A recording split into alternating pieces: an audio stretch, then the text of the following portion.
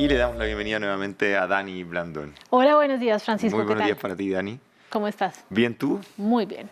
Y vamos a comenzar hablando de la destitución al presidente de la petrolera más grande de Sudamérica. Claro, gran noticia ayer de América Latina, poco más de un año después de asumir el cargo por nominación del propio presidente Luis Ignacio Lula da Silva, Jean Paul Prates presentó su carta de renuncia a la Junta Directiva de Petrobras, aunque la prensa local especializada sugiere que en realidad fue una petición del mandatario después de meses de roces con algunos miembros del gabinete. Sobre todo lo venían presionando por precios más bajos del combustible, también por los dividendos. Él quería repartir más dividendos, el gobierno no quería hacerlo. Esta es una visión muy empresarial de él, ¿no? Y la del gobierno es muy estatal. Se cree que su reemplazo será Magda Chambriard, exdirectora del regulador brasileño de petróleo y gas, que se llama la ANP. ¿Y esto le pegó fuerte a su acción? Desde luego que sí, siempre que surgen estas noticias, pues la acción tiende a bajar. En las operaciones previas a la apertura de Wall Street, en donde cotiza Petrobras, las acciones caen 8%, en Sao Paulo ya habían caído 2,7% en el cierre de ayer martes, sin que se conociera todavía la destitución del presidente, pero sí con un decepcionante informe financiero como telón de fondo. En el primer trimestre del año la compañía tuvo ingresos por ventas muy por encima de los 24.000 millones de dólares y a pesar de que el precio del petróleo subió, este rubro tuvo una caída del 11%. Pero quizás lo que más le dolió al mercado fueron sus utilidades, que registraron un drástico descenso del 35%, y su creciente deuda neta, que ya sobrepasa, como vemos en el gráfico, los 43.000 millones de dólares. Aunque dicen que esto es, la misma empresa ha salido a decir que esto es un resultado excepcional y que se va a ir recuperando en los próximos meses. Ok, bueno, veremos cómo se recupera de 43.000 millones. Aquí lo estaremos informando. Exactamente. Y quedémonos en Brasil, porque las inundaciones no solo dejan decenas de muertos y cientos de miles de damnificados, también, por supuesto, afecta a la economía. Desde luego, el gobierno estima que las medidas de ayuda previstas para superar la crisis que dejan las inundaciones históricas que azotaron sobre todo este estado de Río Grande do Sul tendrán como resultado un impacto fiscal de 1.500 millones de dólares para la Caja de la Nación. Entre otras cosas, se ofrecerán créditos blandos, incluso con interés cero para las empresas afectadas, pues la agricultura es una gran damnificada en un país que ostenta el primer puesto mundial como exportador de alimentos como soya, carne de pollo o inclusive maíz, entre otros. Alba Santana nos cuenta cómo este desastre ha afectado a los agricultores. Las inundaciones en Río Grande do Sul, en Brasil, han dejado imágenes que han conmovido a muchos, como las de los equipos de rescate y población civil salvando a animales domésticos, salvajes y de granjas de morir ahogados. Pero no todos han tenido la misma suerte, no los de Nilton Muradas Jr. Para él, las inundaciones se han llevado consigo el sueño de tener una granja. Primera cosa es tristeza, ¿no? Lo primero es tristeza, el sueño y la vida que creamos allí y que nos lo quiten así es desgarrador. Ni siquiera tengo palabras. No es solo una pérdida financiera, es un sentimiento. Plantar una semilla, el caballito al que más quería y ya no está. Tu te afeiçoava mais e não tem.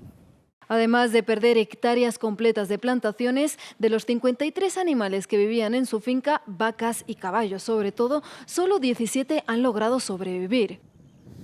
Pensábamos que sería seguro, por eso mantuvimos a los caballitos acá dándoles comida. Potrinhos ali dando ração. Só que Pero cuando el agua subió, nadie imaginó que esto podía pasar. ninguém imaginava. Y Nilton lo tiene claro, si quiere reconstruir su granja va a necesitar ayuda. Eu não sei por onde. No lo sé, no sé por dónde empezar. Creo que primero tendremos que ver qué queda.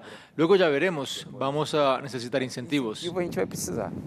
El gobierno ha dicho que reparar los daños provocados por las inundaciones en Río Grande do Sul tomará al menos 50 años, un tiempo para intentar reparar todos los sueños que, como el de Nilton, se ha llevado este desastre natural.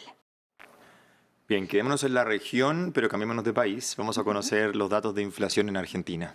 Claro, el gobierno de Javier Milei, primero un pequeño contexto, heredó una grave crisis económica y ha logrado reducir esa variación mensual de los precios, o sea, la inflación, después de un pico inflacionario ocurrido en diciembre cuando asumió el cargo y devaluó drásticamente el peso local. Milei ha impulsado una dura campaña de austeridad con recortes de costos, lo hemos dicho muchas veces acá, eso ha sido muy bien recibido por los inversionistas y la la caja de la nación se ha saneado, pero todavía la gente no lo siente en sus bolsillos. Una cosa es lo que diga el papel, otra cosa es lo que se vea realmente en las calles. Exactamente. Y justamente respecto de eso, ¿cómo se explican esas cifras de inflación? Vamos a ver entonces, hay dos mediciones muy importantes que son la inflación mensual y la inflación anual. La inflación mensual quiere decir los precios de abril comparados con marzo anterior. En esa medición la inflación se desaceleró por cuarto mes consecutivo. Veníamos de un 12,8% en que lo dejó Alberto Fernández, saltó al 25,5% mes a mes cuando llegó el presidente Javier Milei y desde entonces se ha venido desacelerando. Esto, el 25% por supuesto era bastante alto, ahora está en menos de un dígito, pero sigue estando por las nubes. ¿Y por qué lo digo? Porque si nos comparamos con una inflación de un Colombia, un México o un Estados Unidos, ahorita veremos en el término anual cómo es esa diferencia. Vamos entonces a los términos anuales. Hasta abril la inflación llega al 289,4%. ¿Qué quiere decir anual? Los precios de abril comparados con abril del año pasado. Por eso es que vienen subiendo tanto. Los consumidores dicen que el cambio todavía no se está sintiendo plenamente en el terreno. Le estaba mencionando yo los casos de Colombia y Estados Unidos, porque en Colombia, por ejemplo, esa inflación anual es del 7%, en Argentina es del 289%, en Estados Unidos es del 3,5%, ahí se alcanza a notar ese alza. Y finalmente un comentario, la inflación no es que baje, porque es un error decir que la inflación baja, lo que quiere decir es que los precios se están desacelerando, siguen subiendo, pero suben menos de lo que subían antes. Dani, para fijarse realmente como en la radiografía del país, entonces es mejor fijarse en la inflación anual más que la mensual. La inflación anual te da una cifra de cuánto están los precios hoy con respecto a lo que estaban hace un año. Y la inflación mensual te está dando una tendencia. Entonces los precios vienen, sí, subiendo, pero se vienen desacelerando. Esa es la tendencia que está. Así que podremos esperar que en los próximos meses esa inflación anual se siga o se vaya a desacelerar eventualmente. Perfecto. Clarísimo entonces el tema de la inflación en Argentina. Vamos ahora a México, que sale a la luz en medio de las tensiones entre China y Estados Unidos. Sí, y aquí le traigo una frase de un autor que es mi autor favorito, se llama José Saramago, y que dice que las coincidencias son la propia lógica del mundo. Vamos a ver si esto es una coincidencia o no. El martes el presidente Joe Biden dio a conocer una cascada de alzas e imposiciones de aranceles a bienes chinos para proteger a su industria, algo que no fue bien recibido por Beijing, que prometió represalias. Pues los mayores damnificados son los vehículos eléctricos, que desde ahora entrarán con un arancel del 100%. Por eso digo yo, coincidencia o no, el mismo día del anuncio, la multinacional china de coches eléctricos BYD, que ha estado en la mira de Estados Unidos precisamente por sus vehículos baratos, reiteró que no le interesa entrar al mercado estadounidense por ahora, pero sí al mexicano, en donde planea construir una planta de 150,000 unidades al año, y muchos lo ven como una manera indirecta de acercarse poco a poco al país vecino. No tenemos ningún plan de ir a Estados Unidos, por lo que este camión Shark está realmente dirigido a cualquier otro lugar que no sea Estados Unidos. Llegar a México no hace la diferencia porque cuando construimos una planta aquí, solo consideramos el mercado mexicano y los de otros países. Bien.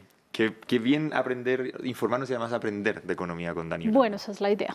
Muchas gracias, Dani. Nos encontramos en unos minutos más. En una hora venimos con la cifra del día. Quedó endeudada como Petrobras. Vamos a ver entonces qué tan mal va. Vamos ahora a revisar la actualidad del deporte.